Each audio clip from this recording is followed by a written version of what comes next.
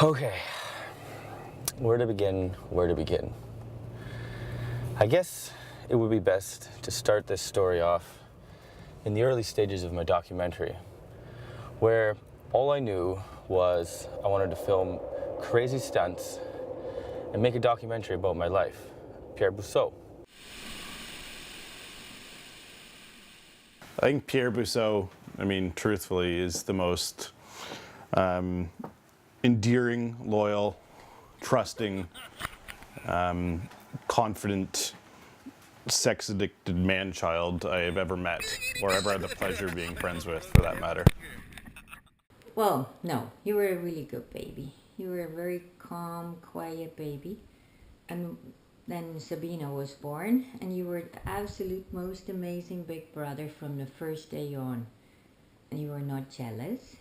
You were the protective big brother.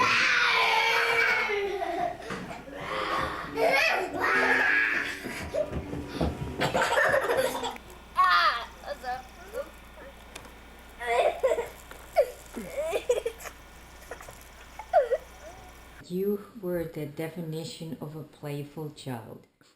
You could never stand still. There was always something to be built, something to be taken apart, something to be explored, something to be done. You had the most amazing ideas of play. From the minute you woke up to the minute you fell asleep, there was action. You were not hyper. You were just happy and inquisitive, and you just had to go and explore the world. You experienced, unfortunately, the first bullying, and that was so sad. And I, to this day, regret for not having changed the situation at school for you. Although it might not be apparent, when I was a little kid, I got ruthlessly picked on. I was a wussy, I was a wimp, and I cried really easily. So pretty much my whole life, I was always trying to prove myself and legitimize my toughness. And this led me to do crazy things and push myself to real extreme limits.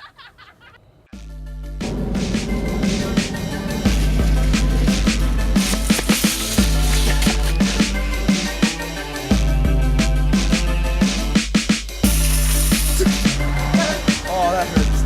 That went straight to the ground.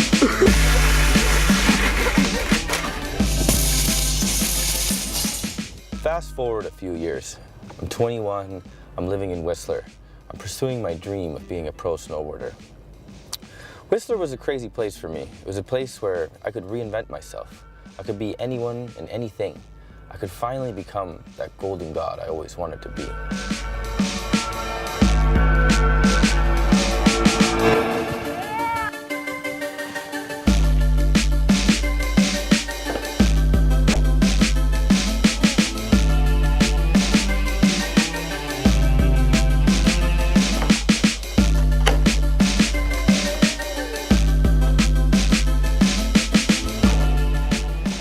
When you're pursuing a career in snowboarding, there's inherent risks. It was exactly these risks that led me to have a massive fall and break both my wrists, my elbow, and my pelvis.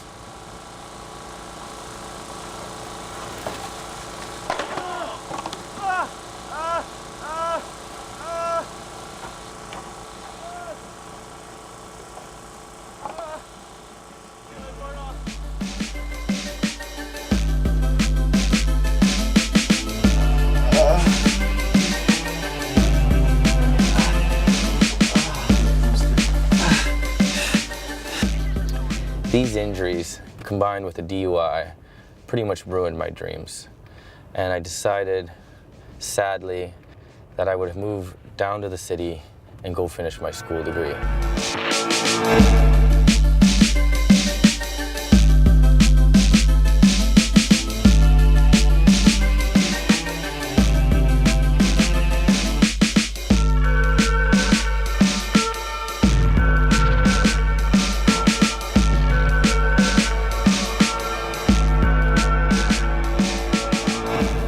Moving from Whistler down to Vancouver was a big change for me. It meant leaving behind the mountains and the extreme activities which I'd become so fond of. Living down here, I quickly felt a need to regain that adrenaline fix that I'd become so addicted to.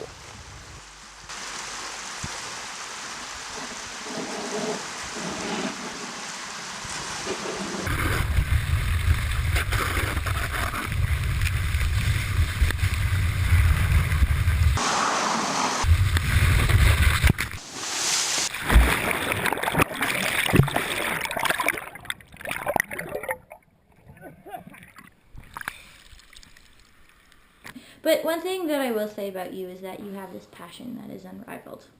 You have such a passion for people and a passion for doing things that nobody can really get there. You have like this energy that drives you, and that's not a lot of people can can go to that extreme. Like, I would say everything about your personality is extreme, and extreme passion comes along with that, and that's pretty cool to have an older brother that has that kind of passion. What the fuck am I doing? I'm gonna jump from there and swing 100 feet down. I think we're about 1,000 feet up. I don't even know if I know how to use this shit properly to climb out. I have really serious anxiety right now. Fuck! Yeah, dude! Ready? Go. Fuck, fuck, fuck, fuck, fuck! Oh! Oh my god! Oh my god! Woo!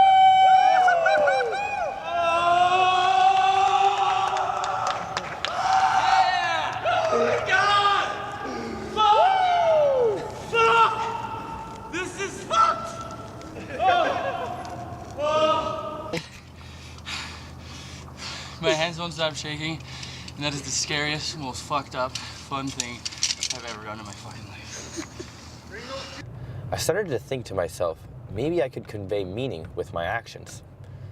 The first time this became apparent was when I climbed the Library Square sign, and upon reaching the top, I lit off a flare to leave my mark. A few months later, I decided to climb the Olympic Cauldron, and again, light off a flare and leave my mark on this public art. I thought maybe it was aliens, maybe the U.S. government. Never ever thought it would be just one man with a couple of flares.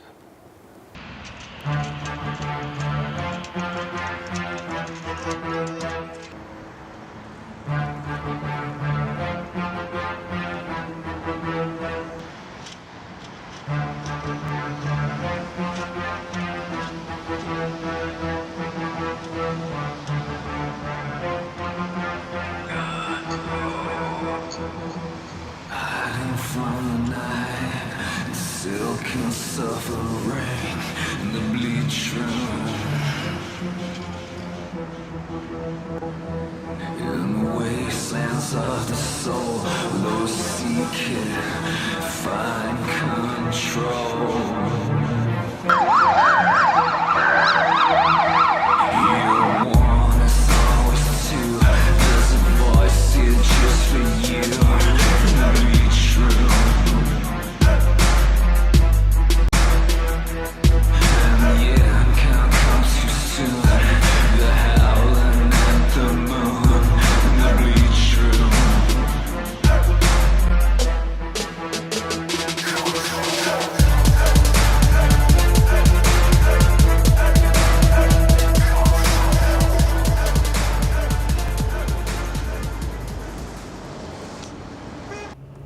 Curating Art Revolution was one of the most difficult things I've ever done in my life.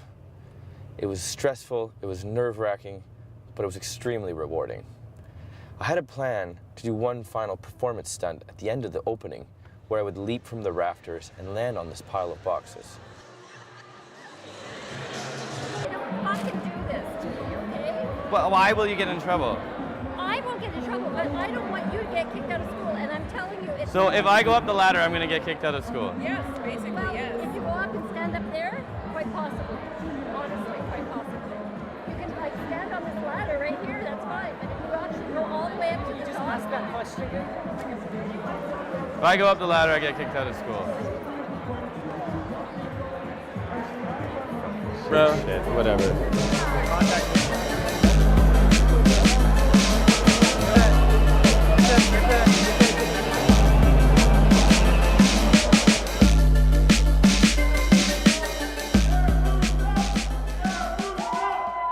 Pierre Bousseau! Pierre Bousseau! You know, Art Revolution was a fitting culmination for Pierre Bousseau's, 4 years in Vancouver at art school. I mean, I couldn't think of sort of an event that brought together both friends, exes, voyeurs, and daredevils in the same right to be in one room together. I mean, it was a great event.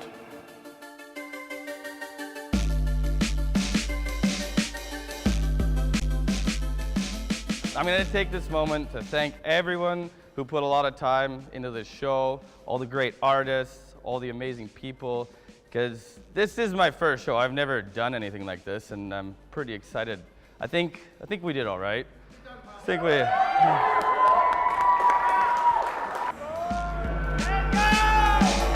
We'll light up this flare. Fuck this school.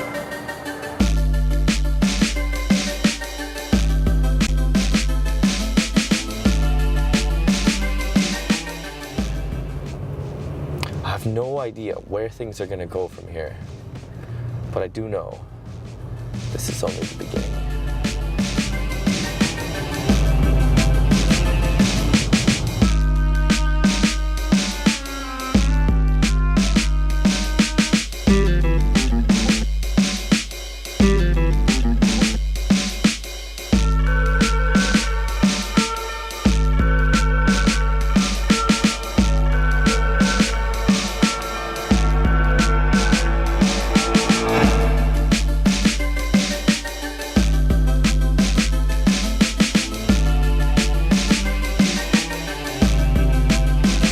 Pierre Bousseau is a way for me to not get in trouble for the crazy things I do.